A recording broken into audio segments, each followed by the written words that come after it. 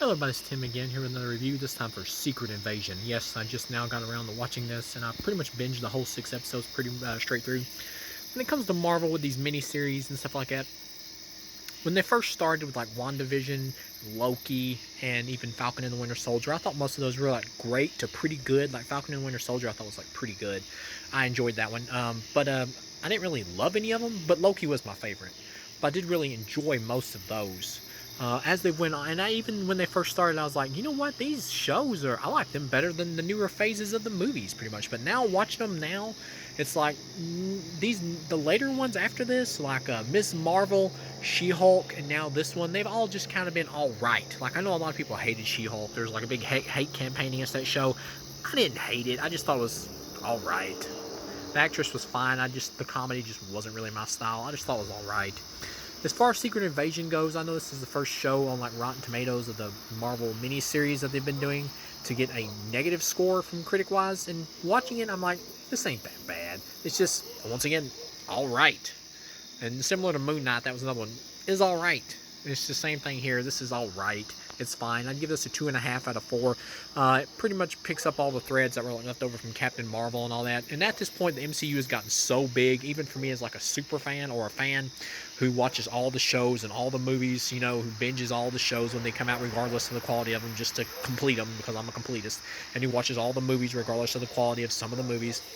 Even for someone like me, the universe has gotten like way too big. Like they're over expanding themselves. There's a lot to keep up with unless you're like a big fan or a hardcore fan or a completist like me who is a fan but not like a super hardcore fan who like has, you know, the Robert Downey Jr. action figures or whatever, but who's a fan but also a completist. If you're not somebody like me, you're also probably not going to be able to keep up with all this shit.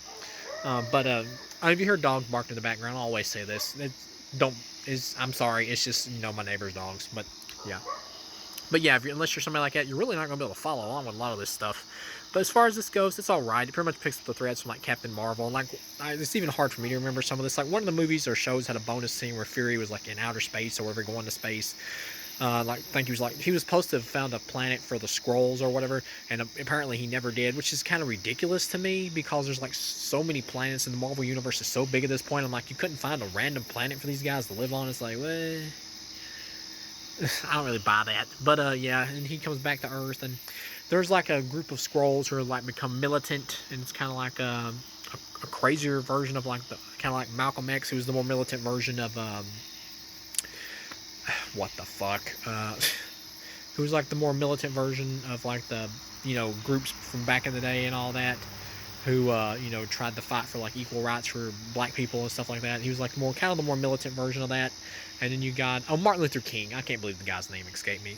I must be getting old. But yeah, he was like the more militant version of the Martin Luther King. And here we got kind of the same thing here, except this guy's, you know, more crazy because he's wanting to like kill his own kind and all that and everything too. So that shows you obviously that he's off to the crazy end. He's become so militant about wanting to take over Earth because like, well, if Fury ain't gonna give us a planet, we'll just take this one.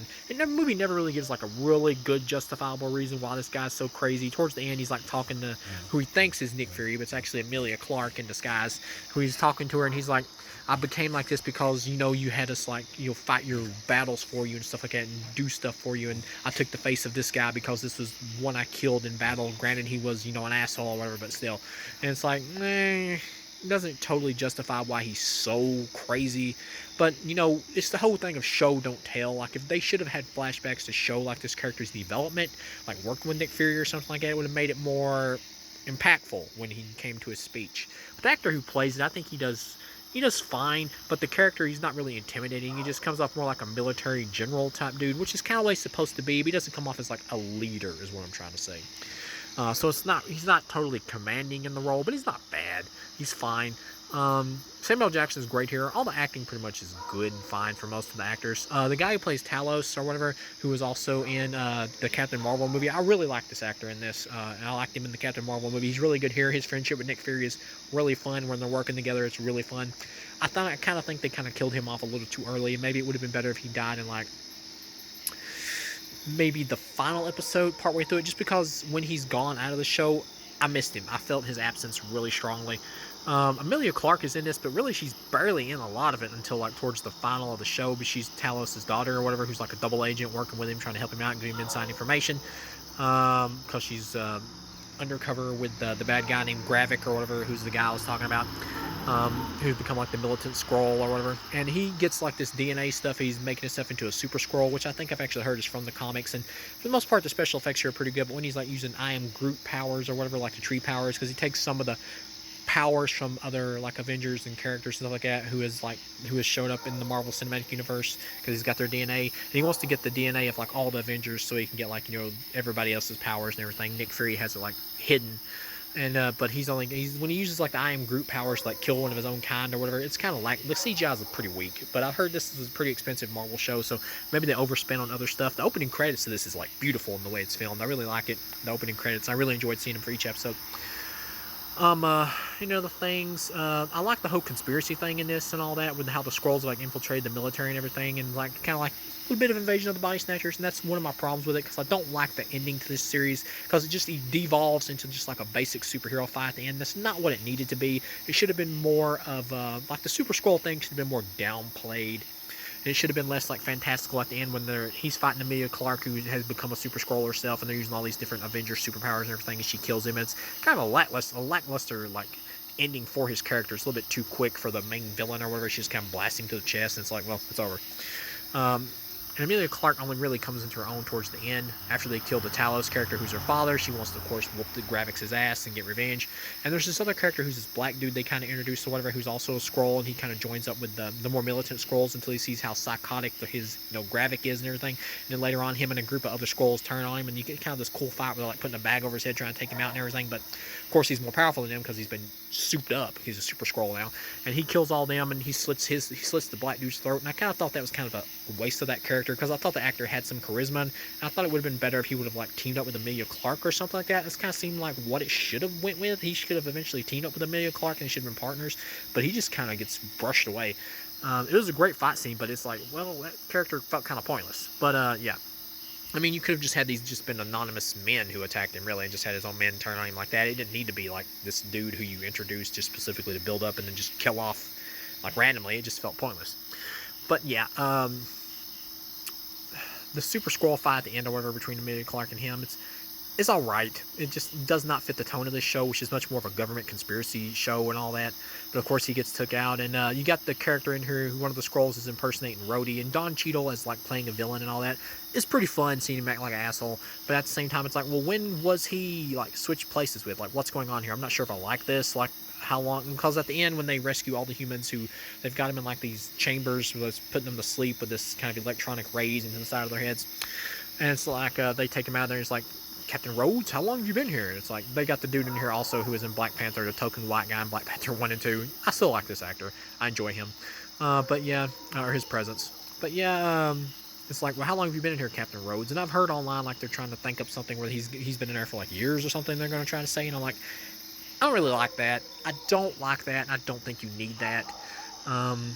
I did like the idea of like Rhodey like being a Skrull. That was kind of neat. Seeing Don Cheadle playing asshole, kind of fun. He did a good job at it. But at the same time, I don't like the idea of him like having been in prison for like years or whatever. That's too much. Overall, this is all right. They get to the end or whatever, and everything's pretty much taken care of. The evil Skrulls are pretty much vanquished. The president, though, it seems like he's kind of like put a hit on all the Skrulls, like take them down, the evil ones, the militant ones, or whatever. And he's like blasting them all away. And Samuel Jackson's afraid that's going to lead to like, posses like going out and killing, even killing the good Skrulls or whatever, which it's probably going to. And he's going to like fly off with his wife, who we also find out is a Skrull, which kind of came out of nowhere in the show because it was never really hinted at before, and it's just something they pretty much invented on the spot for this show. But kind of works, kind of doesn't, because they don't really develop it too well. But she's fine here. The actress does a good job, and they're pretty much going to fly off at the end in a saucer to go try to negotiate a peace treaty with whoever the hell the Kree, I believe, that the Skrulls are fighting with or whatever, so they can make things better for the Skrulls, I guess. Yeah, and that's pretty much where it ends. There wasn't any bonus scene after the last episode, which is kind of weird to me, because I believe all these shows have kind of had a bonus scene after the end. But apparently the threads in this are going to be picked up on again in the Marvel's movie or whatever is a sequel to Captain Marvel, and it's going to be picked up on again in one or two of the other upcoming MCU movies. Well, that's fine. Overall, the MCU is expanding a little bit too much, and overall this was all right. I think we're in like phase 4 or phase 5, but just in terms of the newer, later Marvel movies, just another all right Marvel property. Marvel is kind of went downhill. There's been some gems, some movies I enjoyed. Doctor Strange 2 I thought was fine. It was good enough. No Way Home I really enjoyed. That's pretty much been the only one I've really enjoyed in the newer films, as far as I can remember off the top of my head. Thor 4 I hated. But yeah, overall, this is alright. I liked it alright. It's close to fine. It's alright. So thank you for watching, and I'll see you again.